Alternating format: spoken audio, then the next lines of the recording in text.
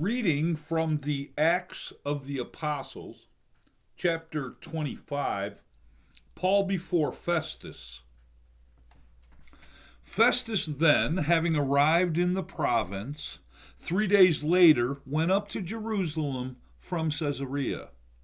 And the chief priests and the leading men of the Jews brought charges against Paul, and they were urging him, requesting a concession against Paul, that he might have him brought to Jerusalem, at the same time setting an ambush to kill him on the way. Festus then answered that Paul was being kept in custody at Caesarea, and that he himself was about to leave shortly. Therefore, he said, "Let the influential men among you go there with me, and if there is anything wrong about the man, let them prosecute him." After he had spent not more than 8 or 10 days among them, he went down to Caesarea, and on the next day he took his seat on the tribunal and ordered Paul to be brought.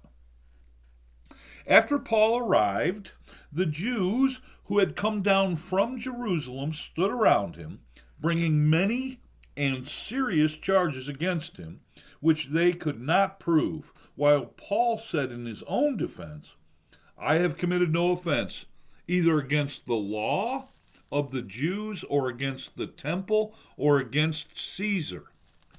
But Festus, wishing to do the Jews a favor, answered Paul and said, "Are you willing to go up to Jerusalem and stand trial before me on these charges?"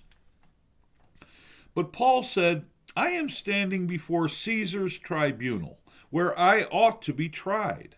I have done no wrong to the Jews, as you also very well know. If, then, I am a wrongdoer and have committed anything worthy of death, I do not refuse to die. But if none of those things is true of which these men accuse me, no one can hand me over to them. I appeal to Caesar." Then, when Festus had conferred with his council, he answered, "You have appealed to Caesar you shall go." Now, when several days had elapsed, King Agrippa and Bernice arrived at Caesarea and paid their respects to Festus.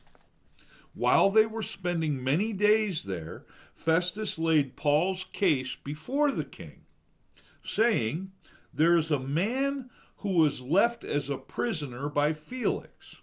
And when I was at Jerusalem, the chief priests and the elders of the Jews brought charges against him, asking for a sentence of condemnation against him. I answered them that it is not the custom of the Romans to hand over any man before the accused meets his accusers face to face and has an opportunity to make his defense against the charges. So after they had assembled here, I did not delay, but on the next day took my seat on the tribunal and ordered the man to be brought before me. When the accusers stood up, they began bringing charges against him, not of such crimes as I was expecting, but they simply had some points of disagreement with him about their own religion and about a dead man, Jesus, whom Paul asserted to be alive. Being at a loss how to investigate such matters, I asked whether he was willing to go to Jerusalem and there stand trial on these matters. But when Paul appealed to be held in custody for the emperor's decision, I ordered him to be kept in custody until I sent him to Caesar." Then Agrippa said to Festus, "I also would like to hear the man myself." "Tomorrow," he said, "you shall hear him." Paul before Agrippa. So on the next day, when Agrippa came together with Bernice amid great pomp and entered the auditorium, accompanied by the commanders and the prominent men of the city, at the command of Festus, Paul was brought in. Festus said, "King Agrippa, and all you gentlemen here present with us, You see this man about whom all the people of the Jews appealed to me, both at Jerusalem and here, loudly declaring that he ought not to live any longer. But I found that he had committed nothing worthy of death, and since he himself appealed to the emperor, I decided to send him. Yet I have nothing definite about him to write to my lord. Therefore, I have brought him before you all, and especially before you, King Agrippa, so that after the investigation has taken place, I may have something to write. For it seems absurd to me, in sending a prisoner, not to indicate also the charges against him.